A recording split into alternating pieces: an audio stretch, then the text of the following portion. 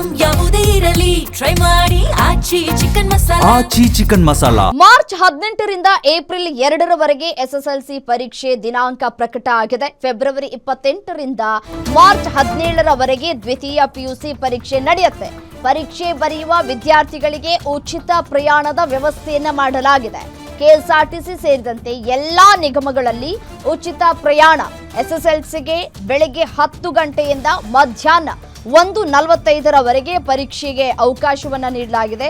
ಪಿಯುಸಿಗೆ ಬೆಳಗ್ಗೆ 10 ಗಂಟೆಯಿಂದ ಮಧ್ಯಾಹ್ನ 1 ಗಂಟೆಯವರೆಗೆ ಪರೀಕ್ಷೆಗೆ ಅವಕಾಶವನ್ನ ಕಲ್ಪಿಸಿಕೊಡಲಾಗಿದೆ. ಈ ವರ್ಷ ಎಸ್ಎಸ್ಎಲ್ಸಿ ಪರೀಕ್ಷೆ ಬರೆಯುವವರ ಒಟ್ಟು ವಿದ್ಯಾರ್ಥಿಗಳ ಸಂಖ್ಯೆಯನ್ನ ನೋಡ್ತಾ ಹೋಗೋದಾದ್ರೆ 9,02,889 ವಿದ್ಯಾರ್ಥಿಗಳು ಪರೀಕ್ಷೆಯನ್ನ ಬರೀಲಿಕ್ಕಿದ್ದಾರೆ, ನೋಂದಣಿಯಾಗಿದ್ದಾರೆ. ಪಿಯುಸಿಗೆ 7,10,366 ವಿದ್ಯಾರ್ಥಿಗಳು ಪರೀಕ್ಷೆಯನ್ನ ಬರೀಲಿಕ್ಕಿದ್ದಾರೆ.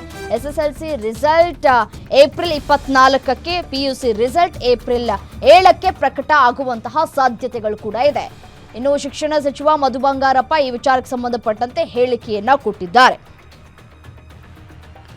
ಕರ್ನಾಟಕ ಶಾಲಾ ಪರೀಕ್ಷೆ ಮತ್ತು ಮೌಲ್ಯಮಾಪನ ಮಂಡಳಿಯು 2026ನೇ ಸಾಲಿನ ಎಸ್ಎಸ್ಎಲ್ಸಿ ಮತ್ತು ಪಿಯುಸಿ ಪರೀಕ್ಷೆಯ ದಿನಾಂಕವನ್ನ ಪ್ರಕಟಣೆ ಮಾಡಿದೆ. ವಿದ್ಯಾರ್ಥಿಗಳ ಅನುಕೂಲಕ್ಕಾಗಿ ಅಂತ ಹೇಳಿ ಪರೀಕ್ಷಾ ಸಮಯವನ್ನು ಕೂಡ ನಿಗದಿ ಮಾಡಲಾಗಿದೆ. ಬೆಳಿಗ್ಗೆ 10 ಗಂಟೆಯಿಂದ ಹಿಡಿದು ಮಧ್ಯಾಹ್ನ 1:45ರವರೆಗೆ ಅವಕಾಶವನ್ನು ಕಲ್ಪಿಸಿಕೊಡಲಾಗ್ತಾ ಇದೆ ಎಸ್ಎಸ್ಎಲ್ಸಿ ಬರೆಯೋರಿಗೆ. ಇನ್ನು ಪಿಯುಸಿ ಅವರಿಗೆ ಮಧ್ಯಾಹ್ನ 1 ಗಂಟೆಯವರೆಗೂ ಕೂಡ ಅವಕಾಶವನ್ನು ನೀಡಲಾಗಿದೆ.